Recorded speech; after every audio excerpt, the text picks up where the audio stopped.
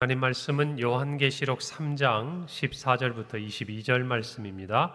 신약성경 402페이지 요한계시록 3장 14절부터 22절 말씀, 저와 한 절씩 교독하시고 마지막 절 합독하겠습니다.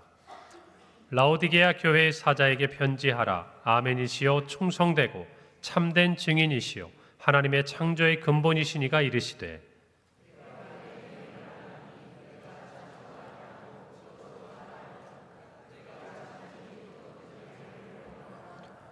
내가 이같이 미지근하여 뜨겁지도 아니하고 차지도 아니하니 내 입에서 너를 토하여 버리리라.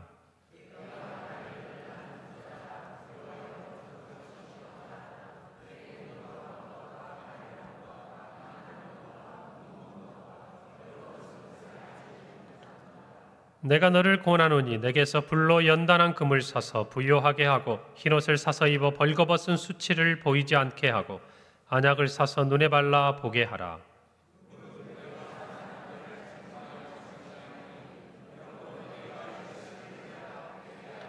볼지어다 내가 문 밖에 서서 두드리노니 누구든지 내 음성을 듣고 문을 열면 내가 그에게로 들어가 그와 더불어 먹고 그는 나와 더불어 먹으리라.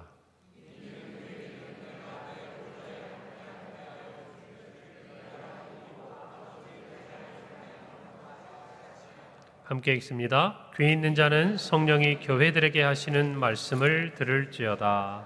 아멘. 할렐루야. 한 주간 평안하셨습니까? 네, 여러 가지 삶의 또 이야기들이 있겠지만 하나님 은혜 가운데 주신 평강을 누리고 오늘 이 자리에 나오신 줄 믿습니다. 자, 이제 오늘부터 수요일까지 우리 2025년 봄특별 부흥회가 있습니다. 여러분 영적 은혜 받을 준비가 되셨나요? 네, 여러분의 믿음의 그릇을 크게 준비하고 하나님의 정말 풍성한 은혜를 체험하기를 바랍니다. 이번 봄특별 부흥회 주제가 뭐죠? 네, 다시 한번 크게 시작. 그래요.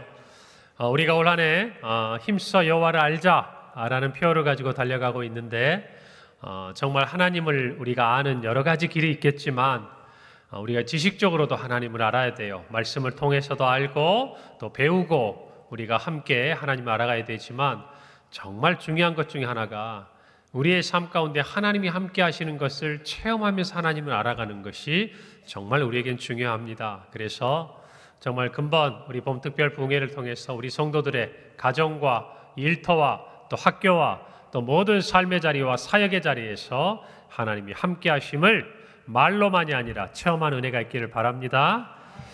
자, 오늘 말씀은 요한계시록 말씀이죠. 사도 요한이 예수님께서 마지막 때를 향한 묵시, 계시의 말씀을 기록한 것인데 1장에 보면은 본격적인 예수님의 이 말씀을 기록하기 전에 소아시아에 위치했던 7 교회에 편지를 보내라고 말씀을 하셔요. 그래서 이 사도 요한이 이 편지들을 기록합니다. 오늘 본문이 그 중에서도 이 7 교회 예베소, 소모나, 버가모, 두아디라, 사데, 빌라델비아, 라오디게아인데 이 맨 마지막에 있는 라오디게아 교회에 전하시는 예수님의 말씀입니다. 여러분, 이 라오디게아는요, 오늘 우리가 생각하는 튀르키예, 그 당시에 소아시아 지역이라고 일컬었는데 그 내륙 지역에 위치해 있어요. 한번 제가 지도를 준비해 봤는데 보시겠습니까? 네, 지도를 보시면 여러분들께서 이 라오디게아가 어디에 위치해 있는지 혹시 찾으셨나요? 네, 동그라미가 한 가운데 있어요. 그 위에 보면 히에라볼리라고 되어 있고 그 아래는 골로세라고 이렇게 동그라미하고 지명이 기록되어 있는데 여러분 보시니까 어때요? 바닷가 쪽이 아니라 이 내륙 지역에 있죠. 그런데 저기 이제 하나하나 도로망들이 연결되지는 않았지만 우리 밑에 있는 골로세, 또 빌라델비아, 또 에베소 옆에 있는 모든 지역의 도로의 한 가운데 있는 도시가 바로 이 라오디게아였습니다. 여러분, 그러니까 도로의 길목에 있다. 어떤 도시였을 것 같으세요? 사람들이 많이 오고 가죠. 사람들만 갔을까요? 물자도 많이 오고 가고 그러다 보니까 무엇이 성행했을까요? 무역이 성행하게 되죠. 무역이 성행하게 되면 상업이 발달하게 되고 자연스럽게 돈이, 화폐가 유통이 되지 않겠습니까? 그러니까 오늘날로 따지면 금융업도 발달하고 오고 가는 사람들이 머물러야 될 숙박업이라든지 모든 부분들이 발달하다 보니 여러분, 이 도시는 굉장히 활발한 어떤 무역과 함께 부유한 도시였다라는 것, 그리고 사람들에게 잘 알려진 성읍이었다는 것을 우리는 알 수 있겠죠.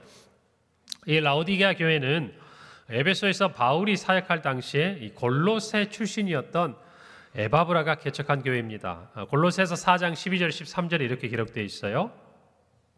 그리스도 예수의 종인 너희에게서 온 에바브라가 너희에게 문안하느니라. 그가 항상 너희를 위하여 애써 기도하며 너희로 하나님의 모든 뜻 가운데서 완전하고 확신 있게 서기를 구하나니 그가 너희와 라오디게아에 있는 자들과 히에라볼리에 있는 자들을 위하여 많이 수고하는 것을 내가 증언한다라고 바울이 이야기하고 있는 것이죠. 자, 그런데 이 라오디게아 교회는 예수님의 7 교회에 보낸 편지 가운데서 우리가 앞서 살펴본 이 4대 교회와 함께 이 두 곳은 칭찬이 없고 책망만 들은 교회예요. 그러니까 사실 조금은 영적으로 안타까운 모습을 지니고 있던 교회라고 우리는 생각할 수 있겠죠. 그런데 예수님의 편지는 이 책망에서만 그치고 끝난 것이 아니었습니다. 오히려 이 책망을 통해서 예수님의 마음은 라오디게아 교회의 모든 성도들을 회복시키고자 하는 그런 마음이 있었다는 것을 오늘 성경이 우리에게 가르쳐 줍니다. 19절 볼까요? 19절에 이렇게 기록되어 있어요. 무릇 내가 사랑하는 자를 책망하여 징계하노니 그러므로 내가 열심을 내라 회개하라. 여러분, 예수님께서 책망하고 징계하신답니다. 누구를요? 어떤 사람을요? 사랑하는 자를. 그러니까 이 라오디게아 교회 성도들이 예수님에게 책망만 들었지만 절망하고 낙심하고 서운해할 게 아니에요. 예수님께서 그들을 사랑하시기 때문에 책망하고 더욱 징계하는 것입니다. 그래서 오늘 찬송가의 제목처럼 더 사랑하도록 하려. 이게 주님의 마음 아니겠습니까? 여러분, 징계의 목적이 뭐죠? 벌입니까? 아니죠. 사랑하는 자에게 주는 책망과 징계는 바르게 하기 위함이에요. 회복시키기 위함입니다. 여러분, 우리도 우리의 자녀들이나 우리가 아끼는 사람들에게 쓴소리도 합니다. 조언도 합니다. 그러면서 이 말을 덧붙이죠. 내가 너를 사랑하니까 그래. 관심이 없으면 아무 말도 안 해 나는. 라고 여러분들이 여러분의 말을 조금 더 힘주어 이야기를 하죠. 맞는 말씀이에요. 여러분, 저와 여러분을 비롯한 이 땅에 있는 성도들과 지상의 교회는 결코 완전하지 않습니다. 완벽하지 않아요. 우리는 실수합니다. 우리 평강교회가 주님을 기쁘시게 하는 교회인 줄 믿습니다. 그럼에도 불구하고 우리에게도 어쩌면 오늘 이 시간 하나님께서, 우리 사랑하는 주님께서 책망하시고 싶은 부분이 있을 수도 있는 거예요. 여러분, 그 말씀도 들을 수 있다면 우리에게 복인 줄 믿습니다. 여러분, 오늘 주님은 라오디게아 교회에 2가지를 촉구하십니다. 몇 가지? 2가지. 하나는 뭐예요? 조금 전 19절 말씀 보니까 내가 열심을 내라는 것입니다. 그리고 2번째가 회개하라는 것이에요. 오늘 특별히 봄특별 부흥회를 앞에 두고 우리 평강교회가 열심을 내는 교회가 되기를 바랍니다. 우리 모든 성도들이 열심을 내는 성도들이 되기를 바랍니다. 여러분, 첫 번째예요. 열심을 내는 교회가 되어야 해요. 여러분, 열심을 내라는 말은 지금 주님 보시기에 라오디게아 성도들이 어떻다는 말씀이죠? 어떻다는 말씀이에요? 열심을 내지 않고 있다고 생각하시는 거잖아요. 좀 더 다르게 표현해 보면 게으르다는 거죠. 나태하다는 거예요. 적어도 주님 보시기에 그렇다는 거예요. 오늘 15절 16절에 보니까 내가 내 행위를 아노니 내가 차지도 아니하고 뜨겁지도 아니하도다. 내가 차든지 뜨겁든지 하기를 원하노라. 내가 이같이 미지근하여 뜨겁지도 아니하고 차지도 아니하니 내 입에서 너를 토하여 버리겠다라고 무서운 말씀을 하십니다. 여러분, 예수님께서는요, 라오디게아 교회에게 예수님께서 너희들의 모든 행위를 아신다고 이야기해요. 그리고 나서 너희가 차지도 않고 뜨겁지도 않다라고 말씀하고 계시는 겁니다. 여러분, 이 땅에 사는 어느 성도도 어느 교회도 예수님 앞에서 자신의 행위를 감출 수 있을까요? 없을까요? 없어요. 어쩌면 이 말에 대해서 항변하고 싶을지도 몰라요. 그래도 주님, 제가 주를 위해 이것도 하고 저것도 하고 또 지난 시간 이런 일들도 하고 지금도 뭔가를 그래도 하고 있잖아요. 예배도 드리고 있고 또 물질 생활도 제가 열심히 하고 있고 또 봉사도 열심히 하고 있고 또 선교에도 참여하고 있고. 그런데 중요한 거는 내가 생각하는 것이 아니에요. 누가 하시는 거예요? 누가 하시는 거예요? 우리 주님이 하시는 거예요. 주님이 내가 안다라고 이야기하면 여러분, 우리의 심령을 꿰뚫어 보시는 주님 앞에서 우리는 어쩌면 주님 앞에서 이 말 할 수 있는 사람 저는 없을 거라고 생각합니다. 여러분, 예수님은 라오디게아 교회를 향해서 차지도 뜨겁지도 않다고 말씀하셨어요. 그리고 예수님은 차든지 뜨겁든지 이것을 원한다고 말씀하셨어요. 길이 분명한 거죠? 그러나 이와 같은 상태가 만약에 지속이 된다면 무서운 말씀을 하세요. 입에서 토하여 버리겠다. 못 먹겠다 그 말이에요. 여러분, 왜 예수님은 이 라오디게아 교회를 향해서 차지도 뜨겁지도 않다라고 말씀하고 계실까? 이 말을 우리는 그냥 추측해 볼 수 있잖아요. 그런데 그 라오디게아 지방에 있던 그 교회의 사람들은요, 이 말씀이 무엇을 의미하는지 잘 알고 있었어요. 예수님은 참 멋진 스토리텔러일 뿐만 아니라 좋은 교사시잖아요. 여러분, 라오디게아 교회 지역이 가지고 있는 한 가지 약점이 있습니다. 그것은 뭐냐면 그 도시에 자체적인 수원이 없었어요. 수원이라고 그러니까 저희 경기도에 있는 수원을 얘기하는 게 아니고 물이 없었다 그 말이에요. 물이 나오는, 우리로 말하면 시골에 가면 우물이 없었다 그 말이에요. 물이 퐁퐁 솟아 나오거나 지나가는 천이나 강이 있어야 되는 그런 게 없다라는 거죠. 자, 그러니까 어떤 일이 생깁니까? 물을 가져와야죠. 먹어야 되지 않겠습니까? 여러분, 그래서 예전에 이 물이 풍부한 주변에서 이 라오디게아는 물을 끌어다가 수로를 건설해서 이 도시를 유지했어요. 여러분, 조금 전에 지도를 보시면 위에 또 조금 전에 골로새서 말씀에 히에라볼리라고 써져 있고 가로 열고 파무칼레라 써져 있죠. 여러분, 파무칼레가 어딘 줄 아십니까? 아마 터키, 지금의 튀르키예를 여행하신 분들은 반드시 저기를 가보셨을 거예요. 석회질이 풍부한 온천지대를 이야기하고 있는 것이거든요. 한번 사진 한번 띄워줘 보세요. 제가 사진을 준비했어요. 너무 멋있죠? 그게 몽환적이지 않습니까? 작년에 가을에 이제 저하고 친한 목사님이 이렇게 성지순례를 다녀오셨어요. 우리 교우들하고. 그런데 저기를 갔다 오셨다 그러더라고요. 저 지역을 가면서. 그런데 지금은 예전에는 다 들어가서 뭐 온천도 하고 이게 조금 더 자유로웠는데 지금은 너무 많은 사람들이 오니까 이 자연을 보존하기 위해서 이렇게 제한적으로 운영을 하고 있어서 못 들어가서 아쉽다고. 그리고 아마 여러분 중에 그 사람들이 열기구를 타고 많이 하늘을 이렇게 떠다니는 사진을 어디선가 보신 기억도 있을 겁니다. 저 지역에 가면 이 두 가지가 제일 유명한 관광 자원이라고 얘기를 하더라고요. 여러분, 어쨌든 저곳은요 온천지대였어요. 그러니까 뜨거운 온천수가 아주 풍부한 지역이었어요. 그것을 지금 이 히에라볼리에서 라오디게아까지 가져오는 수로가 건설되어 있었다는 것입니다. 대단하지 않습니까? 자, 그리고 또 하나, 이 골로새 지역 아래에 있는 지역에서는요 먹을 이 식수용 음용할 수 있는 그 물을 또 수로를 만들어서 끌어왔어요. 그러니까 이 라오디게아 지역이 얼마나 부유했는지를 알 수 있죠. 그와 같은 수로를 건설해서 끌어올 수 있었으니까. 여러분, 라오디게아에서 골로새까지가 약 16km 정도 되고요. 그 다음에 아까 말씀드린 이 히에라볼리에서 온천수를 끌어오는 데가 약 9km가 됩니다. 그러니까 짧지 않은 거리예요. 옛날에 보자면. 자, 급수관을 통해서 물을 끌어왔는데 이 당시에 문제가 하나 생겼어요. 무슨 문제가 생겼을까요?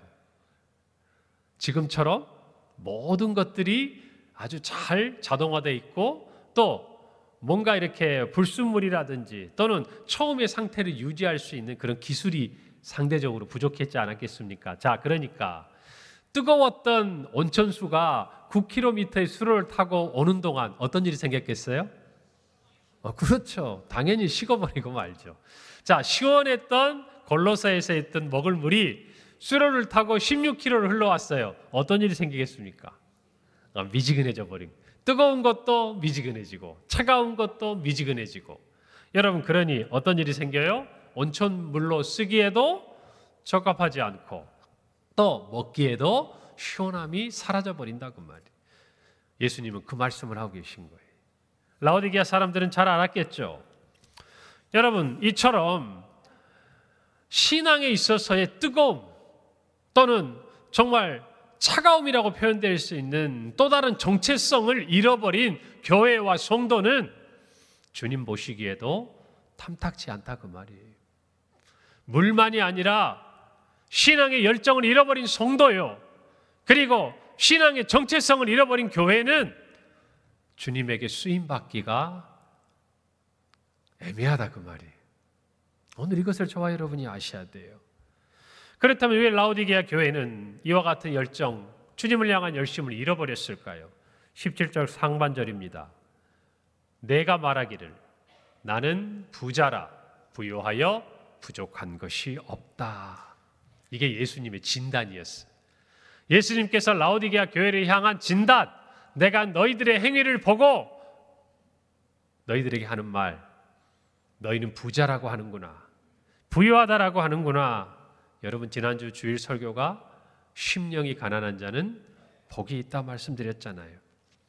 여러분, 외적으로 볼 때 라오디게아 교회는요, 아주 평안한 교회였어요. 극심한 환난도 없었고 경제적으로 부유했습니다.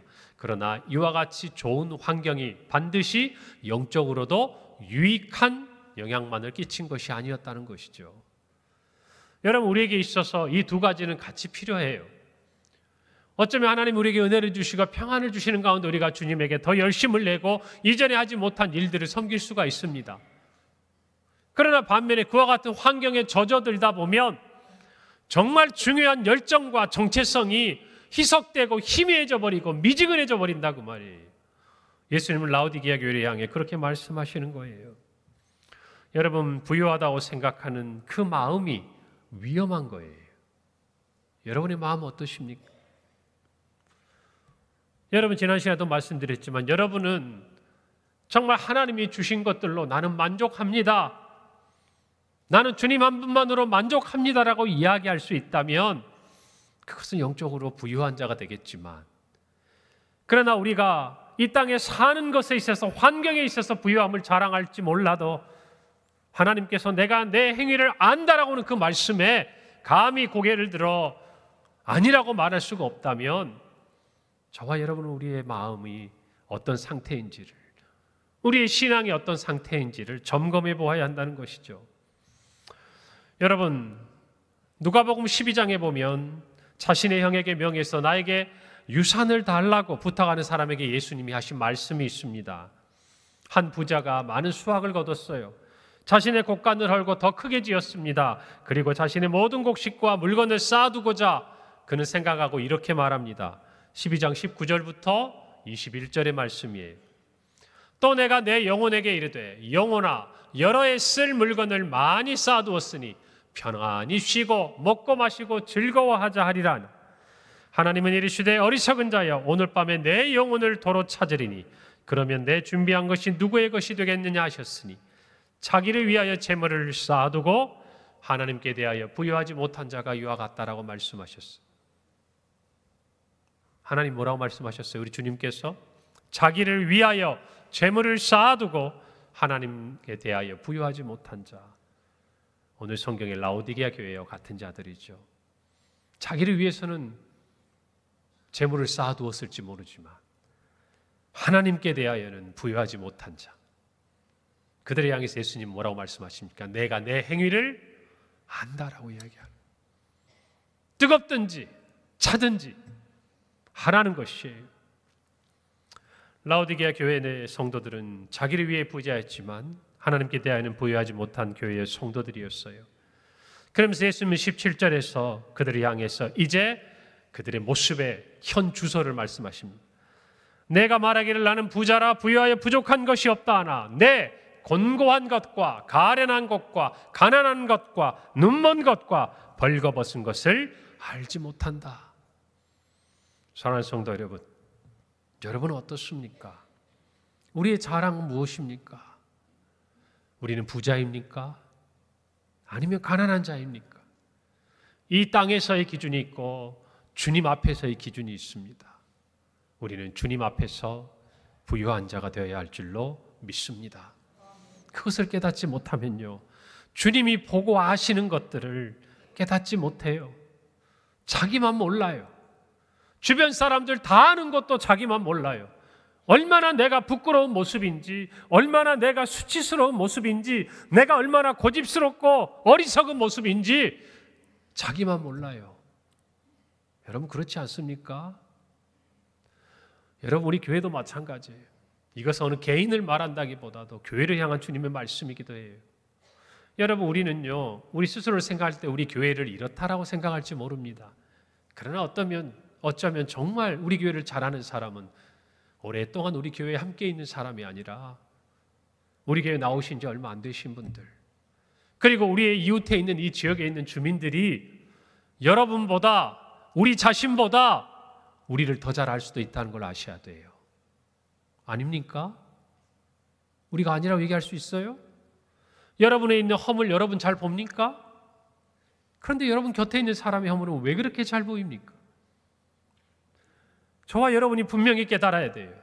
우리의 영적인 현 주소를 착각하면 안 된다 그 말이에요. 저와 여러분이 예수님이 보시기에 어떤지, 우리의 생각이 아니라 실제 우리의 행위가 어떤지 알아야 돼요. 우리의 예배하는 모습, 우리가 하나님 앞에 경건의 삶으로, 말씀으로, 찬양으로, 기도로 나아가는 모습, 더 나아가서 하나님의 말씀에 순종하고 있는지 않는지, 내 만족으로 신앙생활하는지, 주님의 말씀대 따르기로 열심을 내는지, 여러분 주님의 이 엄중한 말씀 앞에 저와 여러분은 서야 하는 줄 믿습니다. 여러분 이것이 사랑하기 때문에 주님이 하시는 말씀이라는 거예요. 이 책망을 들어야 하니까 주시는 말씀이라는 것입니다. 사랑하는 성도 여러분, 영적인 감각을 회복하기를 바랍니다. 분별력을 가질 수 있기를 바랍니다. 여러분 사대교회와 이 라오디게아 교회가 예수님의 책망만 받았다면 빌라델비아 교회와 함께 칭찬만 들은 교회가 있었어요. 바로 서머나 교회입니다. 서머나 교회는 정반대였어요. 계시록 2장 9절 상관절에 이렇게 말씀합니다. 예수님의 말씀이에요. 내가 내 환난과 궁핍을 알거니와 실상은 내가 부요한 자니라 그랬어요. 힘들어요. 어려워요. 순교해요. 서머나는요 가난한 동네였어요. 그리고 극심한 환난이 있었어요. 그런데 주님이 그들의 행위를 보시고 말씀해 주시는 거예요. 실상을 얘기해 주시는 거예요. 너희가 부요한 자다는 것입니다. 할렐루야. 주님께 이 칭찬을 듣는 저와 여러분이 되기를 바랍니다. 여러분 라오디게아 교회와 서머나 교회를 비교해 볼 때 오히려 신앙이 평안한 환경이 어쩌면 영적으로는 더 위험할 수 있다는 걸 아셔야 돼요. 우리 너무나도 잘 알고 있지 않습니까? 여러분 잘 아시는 청어잡이 예어가 있습니다. 북해에서 청어를 잡아요. 잡아서 런던에 가지고 와서 팔아야 하는데, 여러분 물고기가 살아있는 게 비쌉니까? 죽어있는 게 비쌉니까? 당연히 살아있는 게 비싸죠. 싱싱하잖아요. 여러분 그래서 그들의 관건은 뭐였냐면, 문제는 이 청어를 살아있는 채로 가지고 와서 팔아야 비싼 값을 받는데, 지금처럼 수송이라든지 또 거기에 따른 시간이라든지 이런 부분이 아직은 미흡할 때니까 오는 과정에 다 죽어버리는 거예요. 그런데 그 중에 한 어부만 살아있는 청어를 가져다 비싼 값에 파는 겁니다. 비결이 뭐였을까 알아보니 청어를 잡아먹는 바다의 메기를 몇 마리 풀어놓는 거예요. 그러면 어떤 일이 벌어지겠습니까? 런던에 오기까지 메기가 청어를 잡아먹으려고 하니까 이 청어들이 어떻게 해요? 살기 위해서 막 움직이는 거예요. 그러니까 왔는데 싱싱하게 살아있는 거예요. 여러분 우리의 고난이라는 것이요, 이와 같은 은혜도 있다는 것을 우리는 알아야 됩니다. 지금 여러분의 삶에 힘들고 어려운 부분이 있다는 것은 여러분이 영적으로 깨어있고 민감하게 되고 예민하고 더 주님을 바라볼 수 있는 은혜의 환경이 될 수 있다고 믿고 믿음으로 나가야 되는 줄 여러분 우리는 믿습니다. 오늘날 한국 사회 한번 생각해 보세요. 예전보다 우리 잘 삽니다. 그러지 않습니까? 정말 식당에 가보면요, 맛있고 비싼 음식들을 힘들다고 해도 다 사 먹어요. 여러분 이런 말씀 많이 하잖아요. 어렵다. 어렵다 해도 아직은 다 먹고 살만한 것 같다고. 여러분이 저한테 들려주신 말씀이에요. 여러분 예전보다 상상할 수 없을 만큼 잘 살게 됐습니다.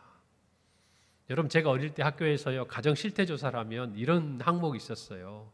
집에 텔레비전 있는 사람, 오디오 있는 사람, 세탁기 있는 사람, 밥솥 있는 사람, 최종 끝판왕 집에 차 있는 사람.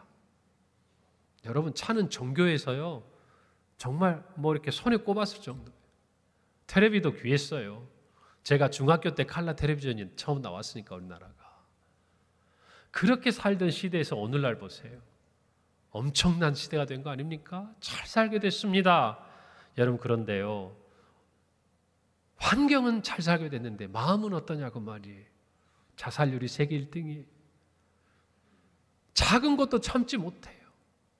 자기가 손해보는 거 감당하지 못합니다. 희생? 어리석인 것처럼 취급당해요. 여러분 요즘에 갑질하는 거 보십시오. 자기도 다른 곳에 가면 을의 위치에 있으면서도 식당이라든지 힘겹게 살아가는 그 사람들에게 왜 그렇게 무례한지. 여러분 왜 이렇게 된 거죠? 부유해졌으면 넉넉해졌으면 좀 너그러워져야 되는 거 아니에요? 아니라는 거예요. 우리 신앙은 어떻습니까? 우리 예수 믿기 너무 좋은 환경 아니에요? 아닙니까? 여러분 옛날에는요 제가 우리 성도들도 보면 믿지 않는 가정에서요 부모님한테 쫓겨난 분도 많아요. 매 맞고 교회 다녔어요. 교회 다닌다고 그러니까 종갓집이어가지고 너한테는 재산 한 푼 안 준다고 아버지 유산도 다 못 받고 한 푼도 못 받고 신앙 지킨 성도들도 계세요. 그런데 아까워하지 않았어요. 사랑하는 성도 여러분, 우리의 삶의 이와 같은 환경을 극복해야 되는 거예요. 아멘입니까? 오늘날 사람들은 한번 봐봐요. 많이 가지고 있는데 더 없다고 불평하고 원망해요. 물론 어려운 분들도 있지만 많은 부분 그래요. 여러분 교회 가는 것도요. 예전 어릴 때 시골에서 자란 분들은 마을마다 교회 없었어요. 제가 아는 분이 얘기해 주더라고요. 자기가 어릴 때 할아버지 손을 잡고 할머니 손을 잡고 새벽마다 산을 하나 넘어서 교회를 갔대요. 자기 마을에 교회가 없었어. 그럼 깨운대요 아침에. 누구야? 그러면 그 어린 마음에 할머니 혼자 가면 무서울까 봐 할머니 손 잡고 자기가 갔다 왔다 했대요. 그래도 다녔어요. 오늘날 얼마나 편리합니까? 그런데도 주차할 데 없다고 불평해요. 그런데도 우리 교회에 오면 뭐가 부족하다고 불평해요. 여러분 사람의 마음이 왜 이런가요? 여러분 우리 부모님 세대와 우리의 신앙을 비교해 보세요. 아마 공통적으로 느낄 거예요. 우리 부모님의 신앙, 믿음의 1세대도 계시겠지만 한번 부모님께 신앙을 전수받은 그분들의 신앙을 여러분과 비교하고 우리 자신과 비교하면 우리가 부족하다고 느끼지 않습니까? 그렇잖아요. 자, 그런데 우리와 우리의 자녀들 한번 비교해 보세요. 우리 부모님이 아니라 분명히 우리의 자녀들은 우리보다 더 좋은 환경에서 살아가고 있고 많은 것들을 누리고 있어요. 지금은 핸드폰을 열면 수많은 목사님들의 설교가 정말 홍수처럼 쏟아집니다. 예전에는요 순회 목사님이 계셨어요. 주일마다 오지 못하고 목사님이 오셔서 주일이면 이 교회 다니면서 그렇게 하나님의 말씀을 듣는 것이 목말랐는데 요즘에는 핸드폰 들고 이 목사님이 설교자라고 이 목사님이 설교자라고 여기는 뭐가 어떻고 여기는 뭐가 어떻고. 여러분 우리의 마음이 어떠냐고 말이에요. 우리의 다음 세대는 어떠냐고 말이에요. 지난 한 주간 우리 수련회와 성경학교를 했습니다만 우리의 아이들을 볼 때 여러분 기대가 되고 우리 아이들이 믿음에 자라나서 정말 하나님의 나라를 위해 귀하게 쓰임받기를 소원하는 기도 우리 늘 합니다. 할렐루야. 기대합니다. 그렇게 될 줄 믿습니다. 그럼에도 불구하고 우리 마음 한켠에는 우리 자녀 세대가 살아가야 될 이 신앙의 환경을 보면서 솔직히 걱정이 되고 염려가 되는 것도 맞잖아요. 우리는 우리 부모의 세대에 비해 부족했는데 우리의 자녀들은 우리에 비해서도 염려가 되잖아요. 살기는 좋아졌는데 부유해졌는데. 사랑하는 성도 여러분, 우리 모두 분명히 깨닫기를 바랍니다. 심령이 가난한 자가 복이 있습니다. 우리의 부유함을 자랑할 것이 없어요. 세상에서는 자랑할 수 있겠죠. 주님 앞에서는 결코 자랑할 것이 없는 거예요. 오늘 저와 여러분이 봄특별 부흥회를 맞이해서 우리 심령이 가난함으로 복을 얻기를 바랍니다. 주님 앞에서 우리의 실상이 부자이기를 바랍니다. 허상이 아니다 그 말이에요. 우리가 몇 년의 신앙생활을 했고 어떤 직분을 가지고 있고 우리가 정말 하나님의 어떤 은혜와 복을 받아서 지금 이 자리에 있는 것은 자칫 잘못하면 모두가 허상이 될 수 있어요. 실상은 부유한 자가 됩시다. 그걸 위해서 은혜 받는 저와 여러분이 되기를 바랍니다. 두 번째예요. 주님은 말씀하셨어요. 라오디게아 교회를 향해서 회개하라 그랬어요. 뭐 하라고요? 회개하라. 우리의 영적인 상태를 알았다면, 만약 곤고하고 가련하고 가난하고 눈멀고 벌거벗은 것을 알았다면 우린 지체해서는 안 돼요. 곤고하면 힘을 얻어야 돼요. 가난하면 다시 부유함을 얻어야 돼요. 눈이 멀었으면 눈을 떠야 하고 벌거벗었으면 옷을 입어야 돼요. 그게 회개예요. 우리 모두 우리의 영적인 상태를 알아요. 이런 말씀을 들으면 찔려요. 어떻게 해야겠다 결단도 해요. 여러분, 그러나 회개는 거기서 끝나는 것이 아니에요. 주님이 뭐라고 하셨어요? 내가 내 마음을 안다고 안 했어요. 내 행위를 안다고 하셨어요. 우리가 그 모든 행위를 돌이킬 때 비로소 하나님은 우리에게 회개했다라고 말씀해 주시는 거예요. 봄특별 부흥회를 통해서 여러분의 모습이 바뀌기를 바랍니다. 행위가 바뀌기를 바랍니다. 실상이 부유한 자가 되기를 바랍니다. 세례 요한이 외쳤잖아요. 회개에 합당한 열매를 맺어라. 열매 있는 우리의 신앙이 되기를 바랍니다. 회개에 합당한 열매를 맺기 위해서 예수님의 말씀에 우리 모두 귀를 기울입시다. 18절 말씀이에요. 내가 너를 권하노니 내게서 불로 연단할 금을 사서 부유하게 하고 흰옷을 사서 입어 벌거벗은 수치를 보이지 않게 하고 안약을 사서 눈에 발라 보게 하라. 불로 연단한 금을 사라는 거예요. 근본 특별 부흥회가 불로 연단한 금을 사는 시간이 되기를 바랍니다. 불같은 고난, 시험, 역경, 이 모든 것들이 우리를 단련하는 거예요. 순금과 같이 나오게 하는 거예요. 욥의 고백을 아시지 않습니까? 욥이 그 숱한 고난 이후에 하나님 앞에 고백하죠. 23장 10절 말씀. 그러나 내가 가는 길을 그가 아시나니 그가 나를 단련하신 후에는 내가 순금같이 되어 나오리라. 도가니와 풀무에 들어간 은과 금이 순금이 되어서 순은이 되어 나오듯이 예수님은요, 우리가 불로 연단한 금을 통해서 어느 누구에게도 훼손되지 않을 순도 높은 신앙의 사람들로 교회로 살아가기를 원하시는 거예요.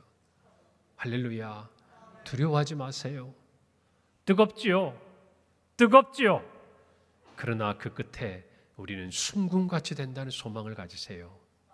주님이 아신대요. 주님이 그렇게 행하신답니다. 여러분, 그러므로 고난을 두려워하지 마세요. 봄특별 부흥회를 앞에 두고 이렇게 기도하세요. 하나님, 이 고난이 내게서 떠나가게 해달라고 기도하는 데서 끝내지 말고, 이왕 지나야 될 고난이라면 지금 내가 지나는 이 고난의 시간을 통해 주여 나로 순금과 같이 되게 하여 주옵소서. 할렐루야. 내 신앙과 내 삶에 그와 같은 열매가 있게 해달라고 기도하세요.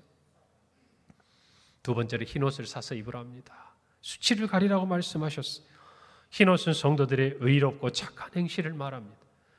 계시록 19장 8절에 이렇게 말씀해요. 그에게 빛나고 깨끗한 세마포 옷을 입도록 허락하셨으니 이 세마포 옷은 성도들의 옳은 행실이다 그랬어요. 여러분, 믿음과 행함 같은 거예요. 그걸 하셔야 돼요. 여러분, 저와 여러분이 우리의 삶에 있어서 옳지 못한 것, 하나님이 옳다고 인정할 수 없는 우리의 모습이 있다면 여러분, 흰옷을 사서 입어야 합니다. 여러분, 죄의 문제를 해결해야 되는 거예요. 나도 모르게 적당하게 자기 의에 만족하고 있는 모습이 있었다면 우리는 예수 그리스도로 옷을 입어야 한다는 것이에요.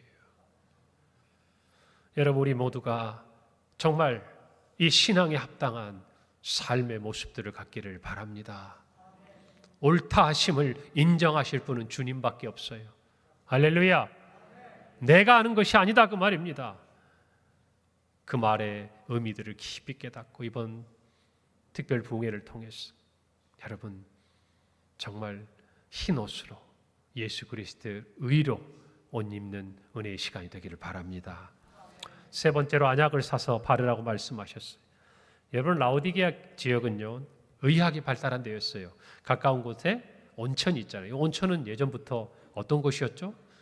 사람들의 질병을 치유하는 장소이기도 했어요. 그래서 그 인근의 지역, 그곳 중에서도 상업이 발달하고 도시가 형성되어 있는 이 라오디게아 지역에는 의학이 많이 발달했는데, 여러분 고약 생각나세요? 저 어릴 때도 이렇게 종기 나고 그러면 고약 붙이고 그랬는데 지금은 이제 그게 필요가 없게 됐죠. 항생제 먹고 뭐 이렇게 짜내고 하니까. 고약, 그 다음에 특히 안약이 유명했어요. 그래서 예수님이 이렇게 말씀하시는 거예요. 네, 안약을 사서 눈에 바르라는 것이에요. 여러분, 육신의 질병도 치유되는 은혜가 있기를 바랍니다. 더하여서 우리의 영적인 질병도 치유되기를 바랍니다. 영적인 눈을 뜨는 시간이 되기를 바랍니다. 영적인 눈을 뜨려면 마음이 청결해야 돼요. 여러분, 팔복 가운데 마음이 청결한 자는 복이 있나니 그들이 하나님을 볼 것이다 그랬어요. 우리의 눈을 들어 하나님을 보려면 우리의 마음이 하나님을 향해 순전해야 돼요. 청결해야 됩니다. 두 마음을 품어서는 안 된다는 것이에요. 세상에도 한 발, 하나님께도 한 발, 그렇게 걸어놓고 머뭇머뭇하고 주저하는 인생, 여러분 신앙의 회색지대는 없다는 걸 아셔야 돼요. 근본 우리 특별 부흥회를 통해서 영적인 눈을 뜨기를 바랍니다. 그리하여 하나님이 나와 함께 하심을 여러분 볼 수 있기를 바랍니다. 그리하여 하나님이 내 삶에 함께 하셔서 어떤 역사가 일어나는지를 체험한 은혜가 있기를 바랍니다. 책망만 들은 라오디게아 교회지만 주님은 약속의 말씀을 주세요. 20절 말씀인데요, 우리 한번 다 같이 읽어봅시다. 시작. 볼지어다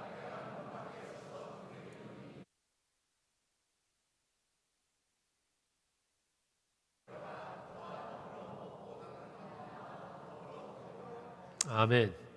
잘 아시는 말씀이죠. 어쩌면 믿지 않는 사람들의 마음을 두드리시는 예수님의 말씀인 것 같지만 오늘 본문을 보면 자신을 부자라 여기는 교회를 향하여 하시는 말씀이에요. 여러분, 주님은 우리 교회 문 밖에 계시지 않겠죠? 대답이 이렇게 약합니까?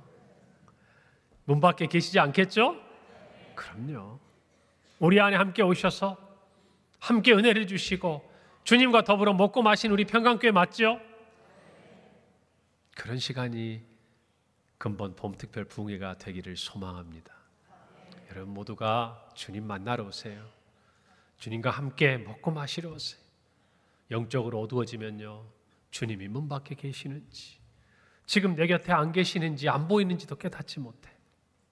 영적인 눈을 뜨고 근본 특별 부흥회를 통해서 우리의 회개에 합당한 열매를 맺는 저와 여러분이 되기를 바랍니다. 우리 교회의 머리요 주인은 예수 그리스도 한 분이십니다. 우리 주님의 뜻대로, 주님의 말씀대로 순종하십시다. 함께 기도합니다. 하나님 아버지, 은혜를 감사합니다. 우리 평강교회가 주님의 말씀대로 열심을 내는 교회가 되기를 소망합니다. 하나님 아버지, 회개에 합당한 열매를 맺는 교회이기를 소망합니다. 그것을 위해 참으로 우리의 마음 문을 열고 하나님의 그 은혜를 사모하며 가난한 심령으로 주님을 영접하고 함께 먹고 마시는 이 땅의 아름다운 교회가 되도록 주님이 은혜를 주시고 우리 성도들 근본 특별 부흥회를 통하여 물붓듯이 부으시는 하나님의 은혜를 허락하여 주옵소서. 예수님의 이름으로 기도합니다. 아멘. 할렐루야. 우리